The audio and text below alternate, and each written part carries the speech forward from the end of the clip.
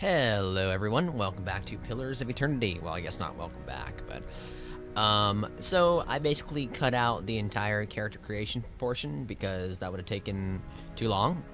And to keep there was a bit of story preamble before the character creation screen popped up. And that was basically we are part of the caravan. We're going to Gilded Vale because the local lord offered a deal for some land. We'll learn more about that as we go on. And I'm sick. So because of that, our caravan stopped because I'm sick.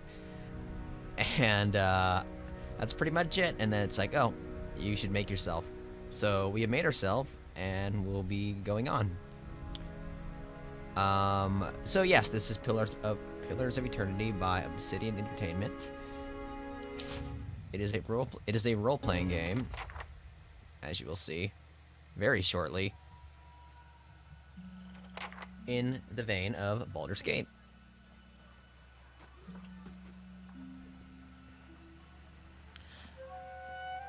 This is Caravan Master Odema. The Caravan Master finishes addressing the group.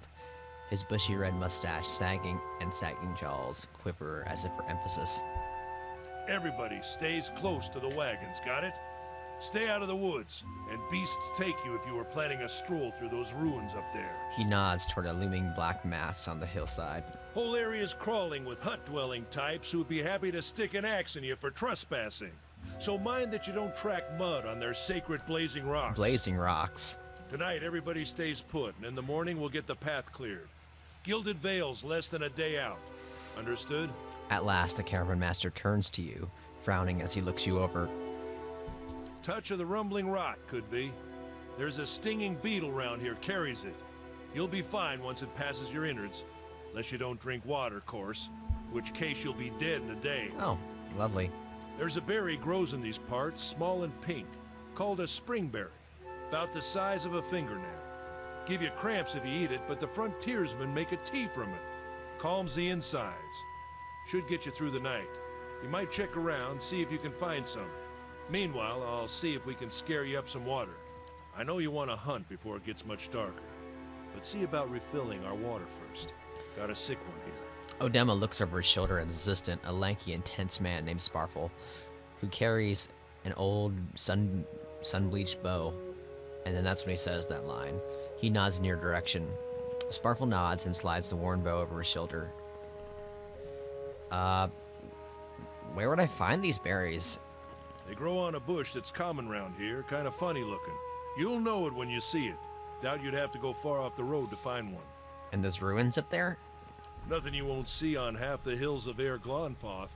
Money to be made selling their knickknacks in Defiance Bay, if you don't mind getting stuck with Glonfoth and arrows now and again. They didn't build them, but I'll be the effigy if they don't watch them like a mother bear. Of course, all the ones around here have been ransacked 10 times over. Got nothing left worth half a pond, so I hear. Who did build the ruins? Got different names for them. Settlers called them Ingwithans. Nobody that liked them enough to stop them becoming ruins, tell you that much. And I guess it's dangerous out here? Not if you hurry about your business. Oh, okay. And not if the weather holds up. There's concern in his tone, but he does not elaborate. What kind of weather do they get out here? This time of year, rain mostly, and wind. But there's a different kind of wind out here time to time. Locals call it a beowick, born out of the ether, the spirit's path. Never seen it myself, never cared to. What about those huge rocks coming out of the ground? They don't got Adra where you come from? No. Well, it just grows up out of the ground like this. Goes deep like tree roots. Some of it all the way to the heart of the world, you believe the stories. It's more like a shell than a proper rock. Easier to work if you're a mason. Got all kinds of strange properties. Seems to have some kind of life of its own. Dies if it gets dug up. Loses its luster. Folks think it probably grew at one point or another, but not these days. The soul butchers in Defiance Bay use it for different things. I've heard tell it can hold a man's soul, but I don't care to see it. Got enough to worry about without seeing something like that. The soul butchers, huh? Hold on. Okay. Take someone with you. I know you're not some helpless tenderfoot, not like most of this lot. But you drop dead, I don't want to be looking for the body. Got a schedule to keep. He scans over the travelers, resting his eyes at length on a sturdy, armored-clad woman who spent the journey's nights sleeping on uneven grounds without blanket or pillow. Kalisha. Kalisha! Kalisha, okay. The woman looks up on her own time. She needs to find some spring berries. Watch that she doesn't drop dead. No promises. What kind of guide says something like that? Kind you can afford. Don't listen to her. You're in good hands. And I pay too well, if anything. Off with you. Hayden should have supplies. See that you're equipped before you head out. We're in harsh country. Get your berries and hurry back. And if you get so much as a tickle of wind, you drop everything and you run. Something in the air tonight. If it's a Beawick, we'll shelter in the ruins. Hut dwellers be damned. Hut dwellers be damned. You heard the man. Let's get going before you keel over. Okay. Go on then, before it gets too dark. Alright. Let's get ourselves acquainted here. Can't pick that lock. Can we bash it? I'll handle this. I don't think that's a thing, so no. Oh, we have a lockpick though. Still can't unlock it.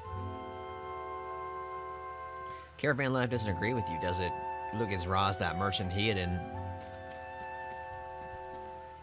All kinds of beasts in this wood, and then you have the tribes. Okay.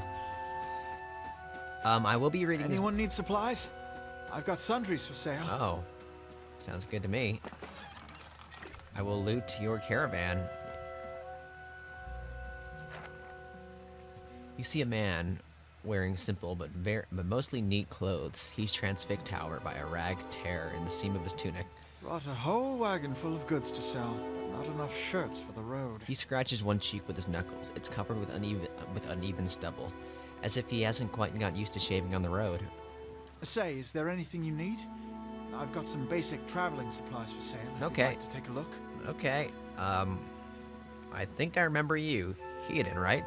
I'm a trader, originally from the Adir Empire, but I've been trying to establish new business out here. Life on the road has brought some unexpected challenges, to be sure. And I'm sure you've noticed how prickly the locals can be. But we're here to make the most of things, right?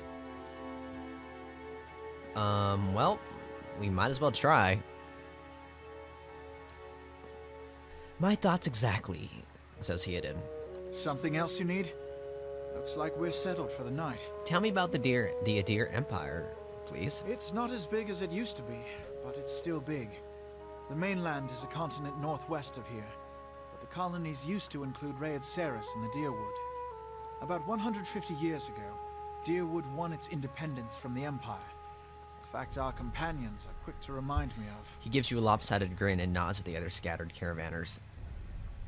Why did you move all the way out here? Because it seemed friendlier than Raed Saris? Oh. My brothers took over the family mercantile business a few years ago, and there wasn't enough for me to do back home. I moved out to try and expand. Sounds good. He shrugs. Deerwood is a former Adir colony, so it seemed like a good place to start. And as much as I admire Raid Saren work ethic, they always struck me as a little fanatical. Well, that sounds reasonable enough. Out here, I'm just taking it one day at a time. Let's see what you got. Oh, yes, I know how to use store inventory. Thank you. I am thinking of using a great sword, actually. But we have Kalisha here who doesn't actually use a shield. Unless we buy one for her. We could also equip heavy armor. Could do that, yes.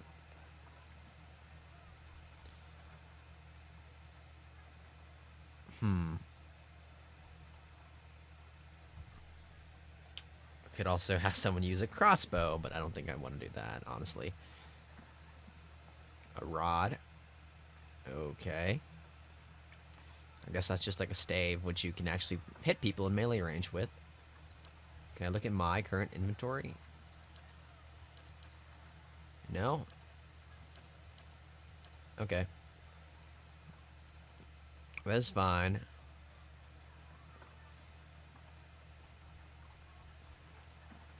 That is fine, yes.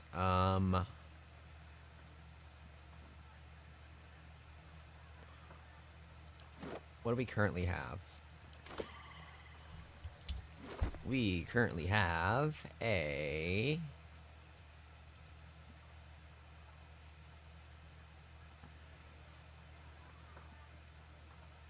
...10 to 15 pierce damage and a small shield. Okay. Something else you need? Do we have enough to buy a normal shield then? Oh. Converts hit to graze. I mean, graze to hit. Interesting. That's kind of cool.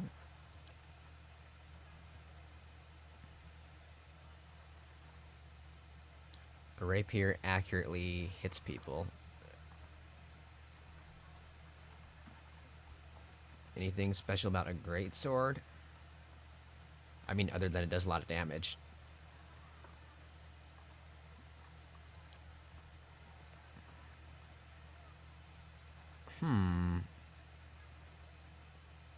Maybe we stick with the rapier then. 'Cause, I mean, we're not the most accurate in the world right now. If I stick with the small shield, then I'm more accurate that way. But in turn, we lose for deflection, which I think is fine.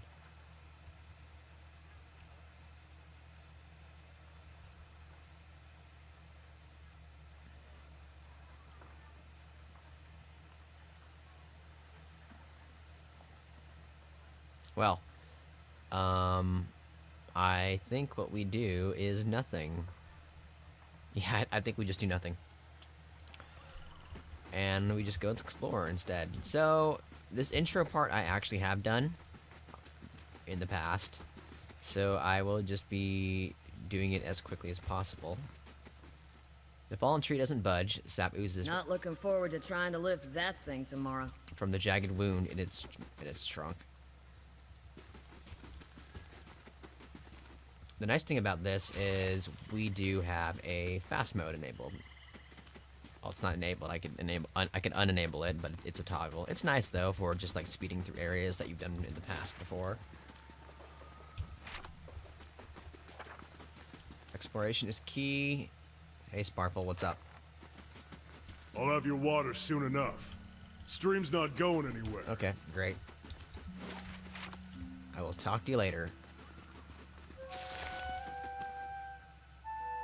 This path Shouldn't stray too far. This path winds through a narrow canyon. Grooves in the road are the passage. Mark the passage of hundreds of caravans. Let's check by those outcroppings. It doesn't look like there's hundreds of caravans, but you know.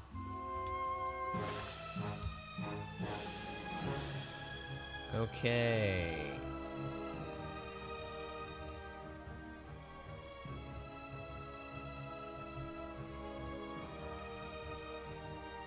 Basically, it just tells me queue up orders and then attack. So, knockdown and flame strike, or What you need? flames of devotion. One of your characters has been engaged in melee. When characters are engaged, they'll immediately stop moving. If they move again, they provoke a disengagement attack from enemies engaging them, which is attack of opportunities in Dungeons and Dragons jargon.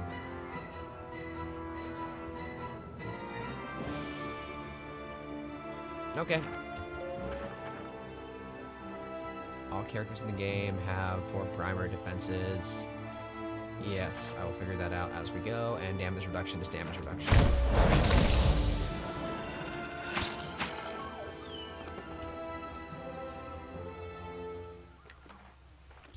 I shall. This is it. Cool.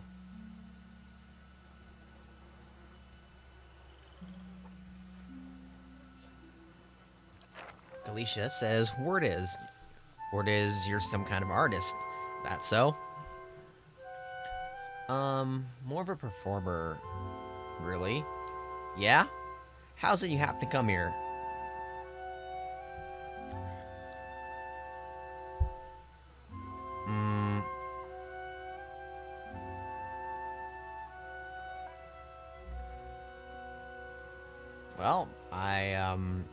wasn't the greatest. Some things just aren't in the stars, and there's no changing it. Makes you wonder if the gods like putting us in situations that can't be resolved, just to see what we do. Kalisha breathes in her surroundings. Been a long time since I've been this way, but I always did like it. Lord Radrick's offer makes a girl think, I'll give him that. You here to settle like the rest of the lot?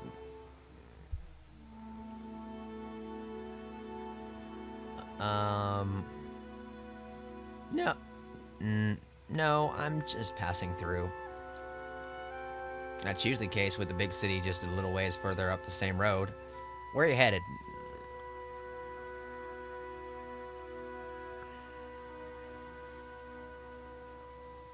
I'm going to continue on to the city. See where that takes me. No, nowhere special. Just putting as much time and distance from me and my old life as I possibly can. Seeing as we're halfway between nowhere and nothing, I say you picked the right spot. Anyway, I'm wasting time here. Odem will give me an earful. Let's be on our way. Why are you here? Kalisha sighs unevenly. Her eyes search the ground at her feet. My sister moved out here some time back. She sent me a letter. She seemed worried. But that's how she always is. This time, though, she asked me to come out, and that's got me a little worried. I haven't seen her in ages. Been doing guide work in Ixmedil. But I'd do anything for her. She's, well, she's a much better woman than me. So I'm here, and we'll see.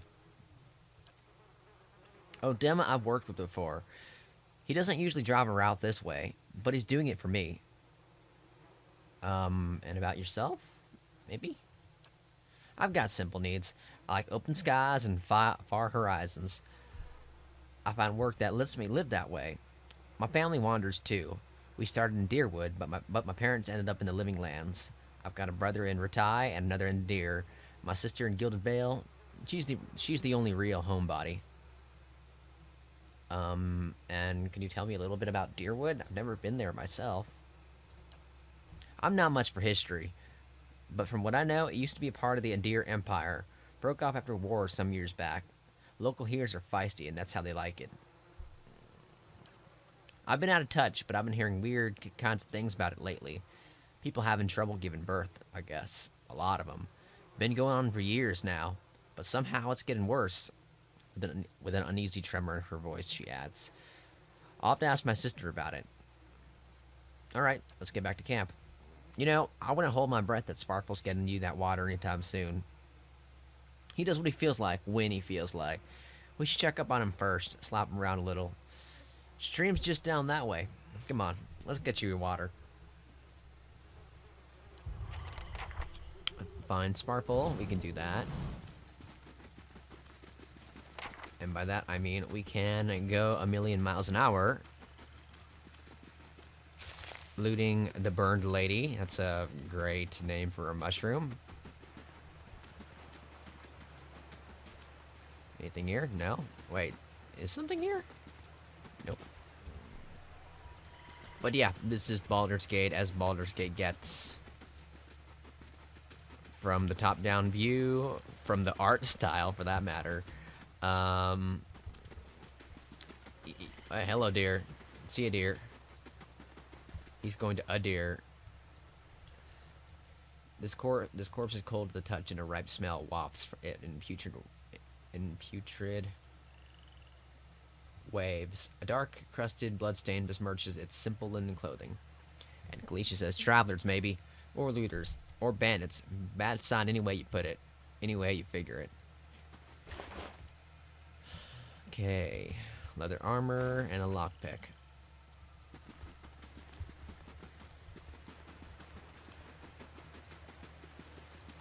Okay, well, I'll take that. So we don't know. What a surprise. Sparfle went hunting. At least he left the water skins. This is recent. Not good. The footprints around the campfire are indistinct and may have been here for days or longer.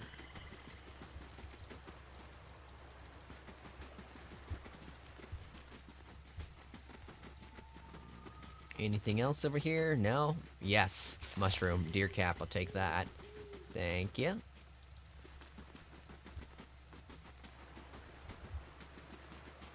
So there's a lantern on the ground and a bag on the ground. You crouch at the riverbank and drip and dip your water skin into the cool water while Kalisha waits nearby, keeping watch. As you rise, you notice her look up sharply toward the tree line. Out of the tree emerges Sparkle, one of the guides. Barely discernible in the dim moonlight, he no longer carries his bow, and there's a strangeness to his gait. His stride wobbly as he moves toward you with labored breath. Sparfle? Are you alright? Sparfle's toe catches on a rock and he collapses forward in a heap. The feathered shaft of an arrow planted between his shoulders like an enemy flag.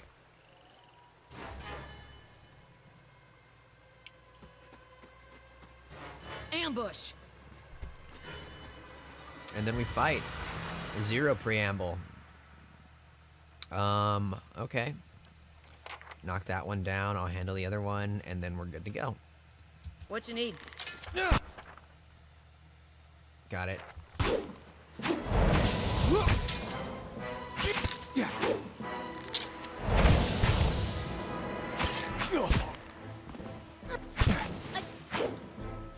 Nice.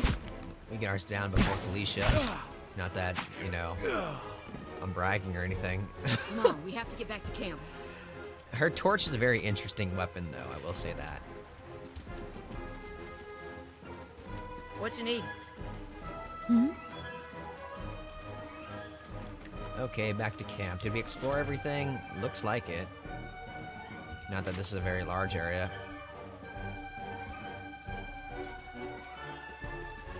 I like how there's a tutorial message where you scored a crit, because I wonder if that's a scripted crit or not. I doubt it. I'm not seeing anything else over here. Yeah, explored that way, over down there. That's where Sparkle was. I like how the lantern is on the map. I wonder if there's any other details we can pick up like that. Doesn't seem like it. Like the bodies, for example. Actually, I think the bodies are on the map, huh? Yeah, it looks like a body.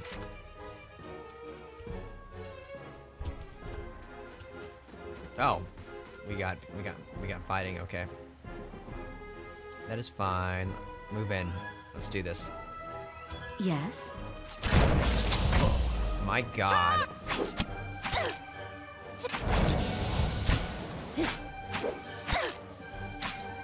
Once that guy goes down, we'll go over here. This is taking a considerable amount of time for one guy. Attack! And do we have another knockdown? We do. Knock him down, please. Oh, God. I wonder... Indeed. Okay, if knockdowns provoke crit strikes, I want someone that can knock down in every fight. They'll pick us off out here. We need to get to camp. Okay, yeah, we've already been there. Fine, Kalisha, let's go. I just want to loot stuff if we can loot stuff. You know, exploration. I'm pretty sure this is where the other body was, right? Yeah, already went there.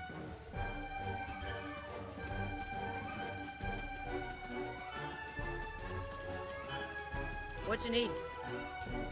I'm here. Okay. Hey. Things don't look so good here. So let's go around the other side. I like how the horses just mysteriously vanished. I'm very curious if he didn't get unlocked that. All around you lie the massacred remains of the other travelers, peppered with arrows and knife hilts, splayed and bug-eyed and filthy. Kalisha puts the back of her left hand to her mouth as if to ward away some poisonous vapor. A handful of dark figures stand over the fallen. stand over the fallen, treading on limbs and backs and heads, jerking their axes from bodies as if from half-split logs. One of them, towering and severe, with a thick beard tasseled with knots, holds a wet blade at the neck of the man you recognize as Heodin, the last of your caravan left standing. Lay down your arms, trespasser. Do not forfeit this man's life for a fight you will lose.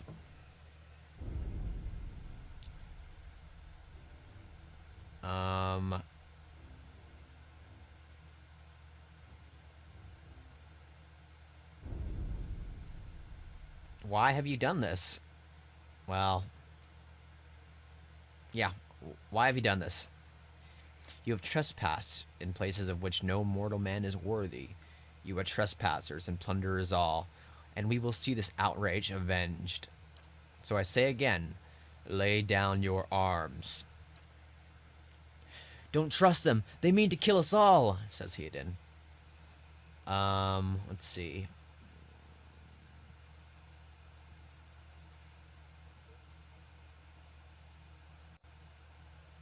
Go ahead, kill him now, do it.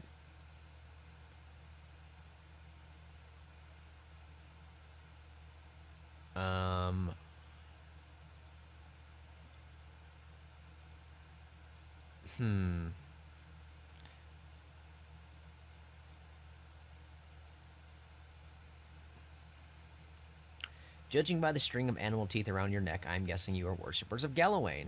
If Galawain told you to stop protecting the ruins, would you? The man frowns and motions as if to swing his axe. Heodin winces, but the blow never comes. Instead, the man cocks his head, intrigued. Of course, but he would not. It is by the command of all gods that we accept this charge. How do you know? Because it's consistent with their beliefs, or it's because you were told? It's what you were told. The man glares. It has always been known to my people. I see. And what of Galawain's edict that weakness and age must be purged by youth and strength? You think Galawain will want some moldy, crumbling stones to survive long after their builders have turned to dust? The man's nostrils flares as he fumes. He would not. He told us otherwise. I'm sure he did. Just not you personally. But why should that stop you from killing innocents?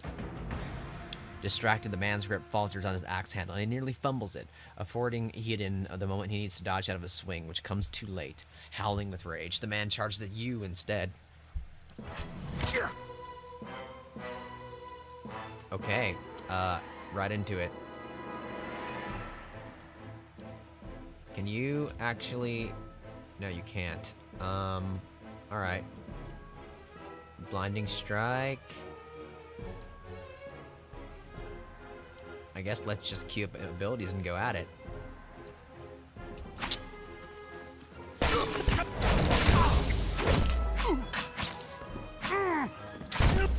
Knockdown is pretty good. Now I'm very curious. Does that provoke sneak attacks? It does, okay. This is hella Neverwinter Nights-ish. Whoops. Your enemy lies supine on the ground, unable to rise. His companion is now silent among the other dead. His breath comes in wheezing, fitful gasps. He looks not at you, but at the sky above you. Forgive us. Barely audible beneath his choked sighs, a whisper of wind stirs the air. At this, the man's eyes rolls back as he closed them. Good. The gods are just. A queer smile crosses his face. I am ready. The wind begins to swell, whipping around the camp, electric and volatile, upending pots and rattling tents like an angry spirit. You can feel it begin to seep beneath your skin, and where it pierces you, you feel as though it is rending you apart from within. Seated against a wagon wheel amidst the howling maelstrom slash across chest and bowel, Odema's body stirs, and with great effort he raises his sagging head. His eyes barely open. He looks directly at you. Get inside! Run!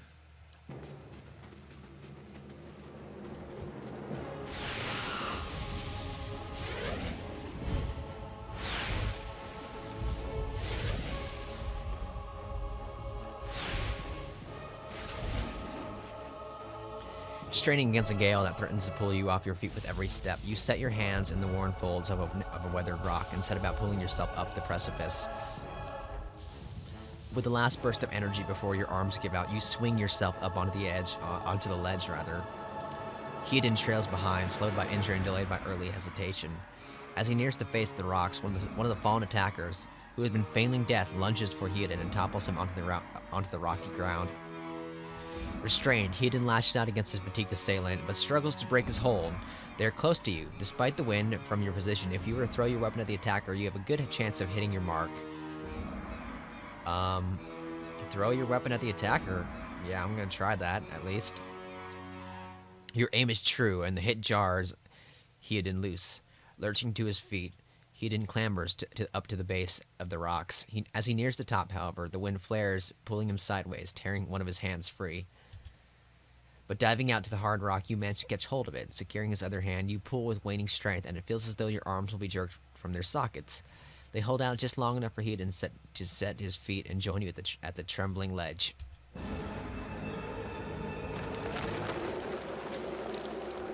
There's deep resonance to the swelling wind now.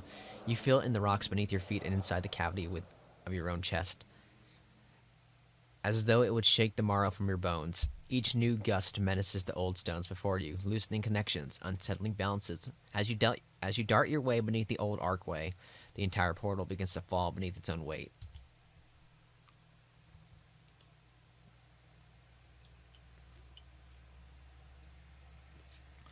Whew. So yeah, very strong intro, I would say. Was that? A Bewick. Had to be. Then we're lucky to be alive. And we're the only ones. We can't stay here. There could be another collapse. We're not getting out that way anyway. Let's get further inside. Let's get further inside. Yes. Okay, so let's do exactly that. A lower level of the ruins has been blocked off by fallen rubble. We are in the ruins of Silantlis. I'm guessing that's how you pronounce that. That should be far enough. But what now? We look for another way out. Storm has to die sometime. What happened out there? Felicia shakes her head. Windstorm, of a kind they only get in Air Glanfath. Not too many people live through them, so it's hard to know what's true. The Glanfathan word is Bewick. To them, it's the gods' way of reaping the souls of the land that couldn't find their own way out. But they'll take a living soul as soon as a dead one. Still got yours? Who attacked us? Glanfathans. Those be the hut dwellers Odema warned you about. Look to be the Fangs of Galawain, who are the twitchiest of the lot. They go to ruin looking for fights with colonists. Poor Odema. I think he half expected this once we lost the main road. The Glanfathans said we trespassed in the ruins. I don't believe that. Odema would never allow it. But as much as the Fangs are hotheads, the Glanfathans don't attack without being provoked. Either they saw something and got the wrong idea, or... She glances down the passage beyond. Or there's looters here with us. That's not something we need right now. What about everyone else in our caravan? Galicia's lips press together and her chin rumples. Her voice is faint. The wheels got a hold of them now. She looks up. God's grant them better luck in their next lives. Let's get going.